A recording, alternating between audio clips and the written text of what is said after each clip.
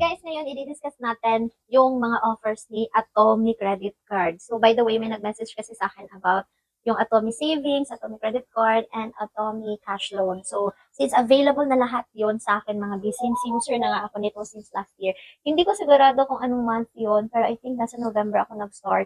So consistent ko siyang ginagamit every month. So ito na yung update ng Atomy ko. So eto na, available na lahat, Yurge. And kagabi lang mga business, nag-cash loan nga ako nito last month. So, suppose yung due date ko is 2 pa sa July 2. Ang nangyari mga B is nag-advance na akong magbayad. So, ito yung binayad ko kagabi. Ayan, 2,272.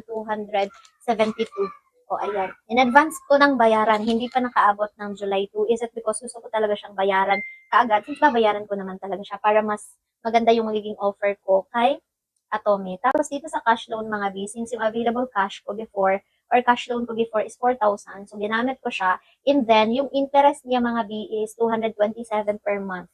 So, bale, sa 2 buwan ko siyang babayaran is nasa, ano lang ang interest. Magkano ba? 227 plus 227. Ganyan. So, yung isang buwan na bayaran ko na siya in advance. Tapos, yung isang buwan, so sa next month naman mga B is sa August 2 pa. So, as much as possible, mas early ko siyang babayaran. Tapos, dito naman sa savings, ayan, kitang-kita nyo na may savings tayo dyan. Pero, wala pang laman since ginagalamay ko pa siya mga B. So, dito mga B is may 3.25% na savings interest siya per annum mga B. And alam nyo, maganda din siya. And of course, mga B, it is insured by PDIC since, syempre, dapat ganun talaga.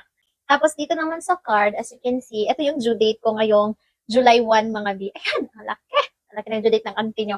Nasa 9,841. So actually mga B, this one is for my business kasi purely itong Atomy card is for business siya. Pang-restock ko siya sa tindahan namin. So ito yung due date ko ngayon July 1. And yes, babayaran natin yan. Ito kasi mga B, is wala akong interest dito kapag i-fully paid ko siya. Every time mag-spend kayo dito, dapat may patutungan talaga yung pera, dapat bayaran nyo talaga siya on time para magkaroon kayo ng batas na credit limit.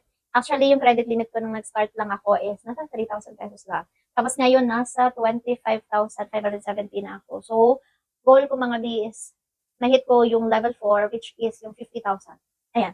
Sana nga. So, ayun mga B, always lang natin siya gamitin. Tapos, may active lang tayo dito. Kaya mga B, kapag gusto nyo ng mga ganitong credit card, kasi nga user-friendly siya, ayan yung physical card niya mga B. Tapos, syempre, may mga nagtatanong kasi, if kapag isusuksok mo ba daw siya, doon sa pagbibilhan mo is magkakaroon pa ba daw siya ng PIN. Wala siya mga B. Walang PIN na magaganap dito mga B. Like, parang ano lang kasi siya, like credit card kasi siya, so wala siyang PIN. Ayan. Ito siya yung ginagamit kong pang swipe and syempre, ayun na. Kung gusto niyo nito mga B, maglalagay ako ng link sa comment section at mag-register na lang kayo. And also, kapag may mga katanungan kayo, don't hesitate to message me kasi sasagutin ko yan. Ang daming nagme-message sa akin about nito. Nagtatanong sila about this Atomy credit card, ganyan. Sinasagot ko sila mga B. Personally, sinasagot ko sila. Nire-replyan ko sila individually. So, ayun. Bye-bye. Mag-apply na kayo if gusto niyo. Bye!